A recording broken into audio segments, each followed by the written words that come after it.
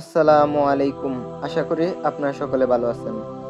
আপনি কি জানেন কোন তাসবিহটি একবার পাঠ করলে আপনার জন্য জান্নাতে একটি খেজুর গাছ তৈরি করা হবে?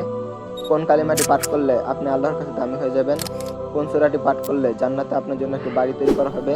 এবং কোন তাসবিহটি পাঠ করলে দুনিয়া আপনার পায়ের নিচে নত হয়ে আসবে? তাহলে চলুন জেনে নিই। জাবের রাদিয়াল্লাহু আনহু হতে বর্ণিত আছে, নবী করিম সাল্লাল্লাহু আলাইহি সাল্লাম বলেছেন, যে লোক একবার বলে সুবহানাল্লাহিল আযীম ওয়া বিহামদিহি, তার জন্য জান্নাতে একটি খেজুর গাছ লাগানো হবে।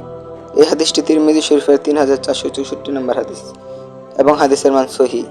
তাই চলুন আমরা বেশি বেশি এই তাসবিহটি পাঠ করি এবং জান্নাতে গাছ লাগাই।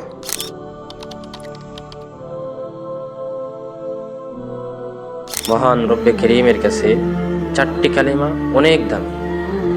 মুসলিম শরীফের হাদিসের কিতাবের মধ্যে আছে, রাসূল করিম সাল্লাল্লাহু আলাইহি ওয়াসাল্লাম ইরশাদ করেন যে আল্লাহ তাআলা চারটি কালিমাকে খুব পছন্দ করেন। এই চারটি কালিমা হইল সুবহানাল্লাহ, আলহামদুলিল্লাহ, ওয়ালা ইলাহা ইল্লাল্লাহ, আল্লাহু সুবহানাল্লাহ, আলহামদুলিল্লাহ, ওয়ালা ইলাহা ইল্লাল্লাহ, আল্লাহু। এই কালিমাগুলো আমরা আমল করি, ইনশাআল্লাহ আমরা আল্লাহ তাআলার কাছে অনেক দামি হয়ে যাব। সুবহানাল্লাহ।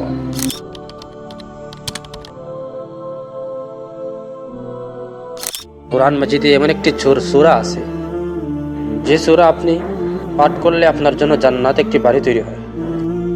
রাসূল করিম সাল্লাল্লাহু আলাইহি ওয়াসাল্লাম হাদিসের মধ্যে বলেন, মান ক্বারা সূরাত ইখলাস 10 মাররাতিন বানাল্লাহু লাহু বাইতান ফিল জান্নাহ। যে ব্যক্তি সূরাত ইখলাস 10 বার পড়বে, কুল হুয়াল্লাহু আহাদ আল্লাহুস সামাদ লাম ইয়ালিদ ওয়া লাম ইউলাদ ওয়া লাম ইয়াকুল লাহু কুফুয়ান আহাদ, জান্নাতে আল্লাহ তাআলা তার জন্য একটি বাড়ি তৈরি করবেন। সুবহানাল্লাহ।